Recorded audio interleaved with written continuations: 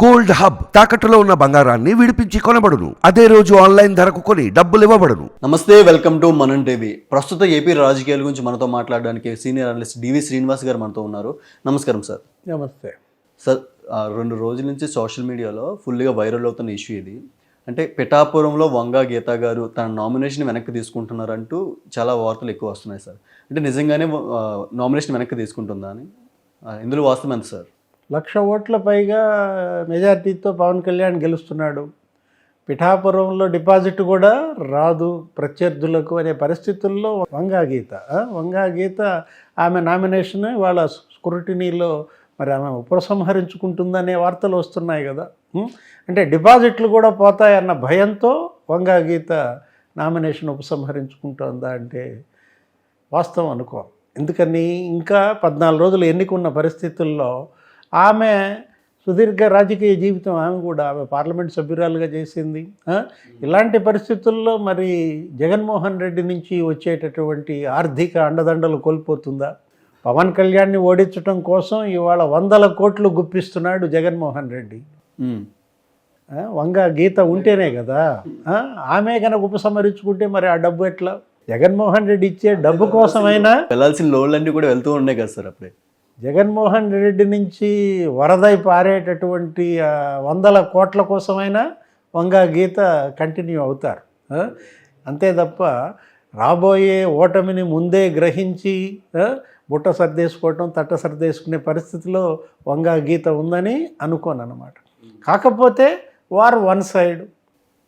పవన్ కళ్యాణ్ రాష్ట్రంలోనే అత్యధిక మెజార్టీతో పిఠాపురం నుంచి గెలుస్తున్నాడు.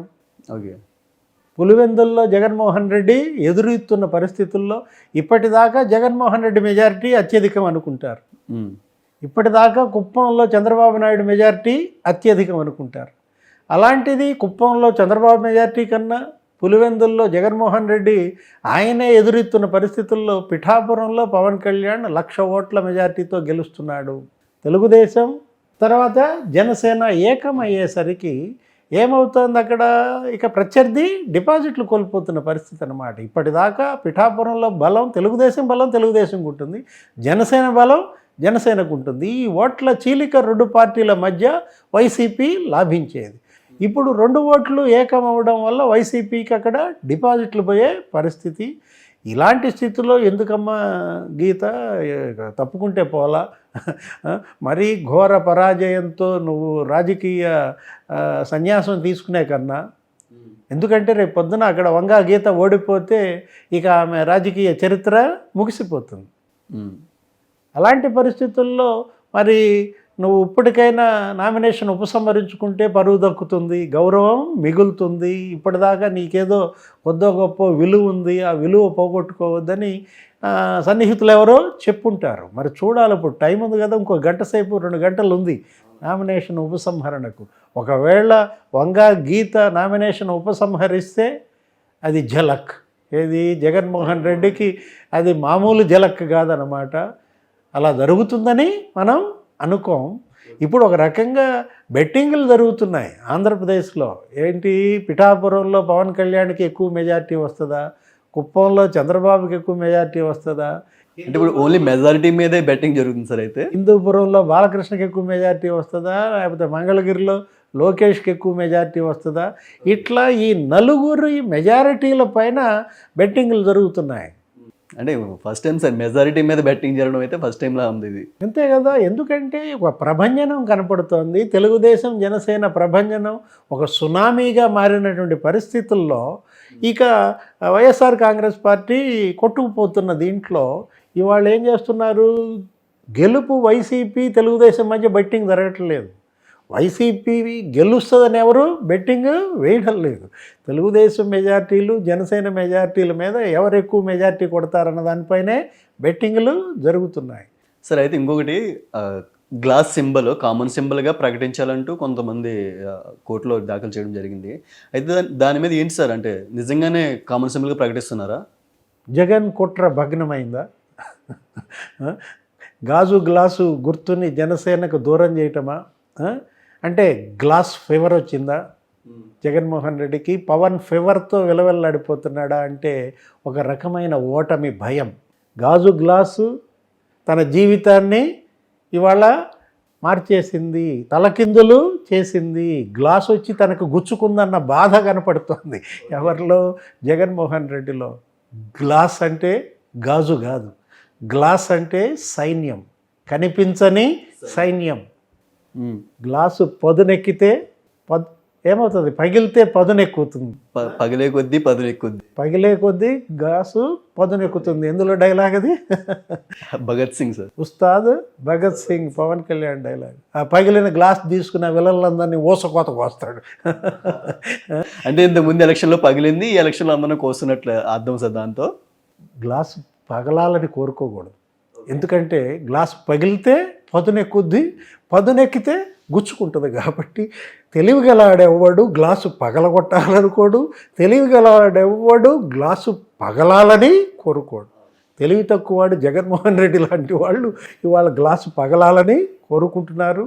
గ్లాసు పగిలితే గుచ్చుకునేది గ్లాసుకు కాదు, జగన్కి అనమాట.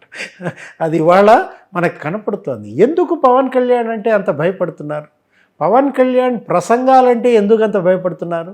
అతని ప్రసంగాలు ఇవాళ యువత పైన ముద్ర వేస్తున్నాయి. ఆ ముద్ర ఇవాళ యువతరం మొత్తం పవన్ కళ్యాణ్తో ర్యాలీ అవుతుంది, జనసేనతో ర్యాలీ అవుతుంది. అది తెలుగుదేశంకి, బీజేపీకి, ఎన్డీఏకి వాల్యూ యాడెడ్గా మారుతోందన్న భయం కనపడుతుంది. జగన్మోహన్ రెడ్డి తన ముఖ్యమంత్రి పదవి పోతే దానికి కారణం పవన్ కళ్యాణ్. జగన్మోహన్ రెడ్డి రేపు పులివెందుల్లో ఓడిపోతే దానికి కారణం షర్మిల. ఇవాళ కళ్ళు మూసినా కళ్ళు తెరిచినా జగన్మోహన్ రెడ్డి కనపడుతోంది వీళ్ళిద్దరే. ఎవరు? పవన్ కళ్యాణ్, షర్మిల. ఉలికి లెగుస్తున్నాడంట. పాపం భారతీ మేడం ఏం పడుకో అంటుందంట. ఎందుకు ఈ పరిస్థితి వచ్చింది? బాధితుల సంఖ్య ఎందుకు పెంచుకున్నాడు? బాధితులంతా ఏకమయ్యే ఇవాళ జగన్మోహన్ రెడ్డిని ముఖ్యమంత్రి కుర్చీలోంచి గుంజుతున్నారన్నమాట. అంటే ఓడిపోయే అవకాశం అయితే ఇంకా ఫిక్స్ అయిపోయినట్టు అంటున్నారంటే. ఇప్పుడు గాజు గ్లాసు ఇవాళ దానిపైన కుట్ర చేయాల్సిన అవసరం ఏంటి? గ్లాస్ అంటే భయపడతాం ఎందుకు? అదెవరో రాష్ట్రీయ ప్రజా కాంగ్రెస్ పార్టీ అంట, ఎవరో శ్రీనివాసరావు రాజమండ్రి, ఎవరతను? అతని వెనక ఉన్న అదృశ్య శక్తి ఎవరు? అతని ద్వారా ఈ పిటిషన్లు ఆన్సడం ఏంటి? ఇదంతా జనానికి తెలియదా? ఈ మొత్తం ఈ కుట్రంతా వెనక ఉన్నది జగన్మోహన్ రెడ్డి అని. అంటే గ్లాసు గుర్తు రేపొద్దున బ్యాలెట్లో చూపించి జనసేన పోటీ చేయని నియోజకవర్గాల్లో ఎన్డీఏ ఓట్లు చీల్చాలనా? తెలుగుదేశంకి పడే ఓట్లు గ్లాస్కి అంచాలనా? కుట్ర కాదా? కుట్రలతో రాజకీయం ఎన్నాళ్ళు చేస్తారు జగన్మోహన్ రెడ్డి గారు కానీ, ఆయన మంత్రులు కానీ, ఆయన ఎమ్మెల్యేలు కానీ. కుట్ర రాజకీయాలకి చెల్లు చీటి. అయితే సార్ ఇప్పుడు ఆ గ్లాస్ సింబల్ ఏదైతే ఉందో, అంటే పోటీ చేసే స్థానాల్లో ఉంటుంది, పోటీ చేయని స్థానాల్లో వాళ్ళకి తెలుసు కదా సార్, ఎలాగో పోటీ చేయట్లేదు కాబట్టి ఇంక ఎలాగో ఓట్లు పడవనేది. దాంతో పెద్ద ప్రాబ్లం ఏం లేదు కదా సార్. అప్పుడు ఏదో దింపుడు కల్లా వాస ఏంటి, కనీసం ఒక 1000 ఓట్లన్నా దానికి పడతాయి కదా. ఈ 1000 ఓట్లు తెలుగుదేశంకి పడే అటు ఎంచుతాం కదా. ఇప్పుడు కుట్రలతో ఇవాళ ఆంధ్రప్రదేశ్ ఓటర్లు విసిగిపోయారు. ఒక కుట్ర అయితే సహిస్తారు, 2 కుట్రలు అయితే సహిస్తారు, ప్రతిదీ కుట్రే కదా. చిన్నాన్న హత్య కేసుని గుండెపోటు అన్నారు, రక్తపు వాంతులు అన్నారు, నారాసుర రక్త చరిత్ర అన్నారు, తెలుగుదేశం వాళ్ళే చంపించారన్నారు, ఒక్క తెలుగుదేశం వాడు అరెస్ట్ అవ్వాల. సిబిఐ అరెస్ట్ చేసిన మొత్తం 8 మంది వైఎస్ఆర్ కాంగ్రెస్ పార్టీ వాళ్ళే. జగన్మోహన్ రెడ్డి సొంత బంధువులే. భాస్కర్ రెడ్డి A7 జైల్లో ఉన్నాడు, A8 అవినాష్ రెడ్డి టెక్నికల్గా బెయిల్ మీద వచ్చినట్టుగా అరెస్ట్ చేసినట్టుగా చూపించుకుని ఇవాళ కంటెస్ట్ చేస్తున్నారు. ఇలాంటి పరిస్థితుల్లో కుట్రలు ఇవాళ బూమ్రాంగ్ అవుతున్నాయి. ఇప్పుడు మొన్న కూడా చూసాం, గులకరాయి అదొక కుట్ర.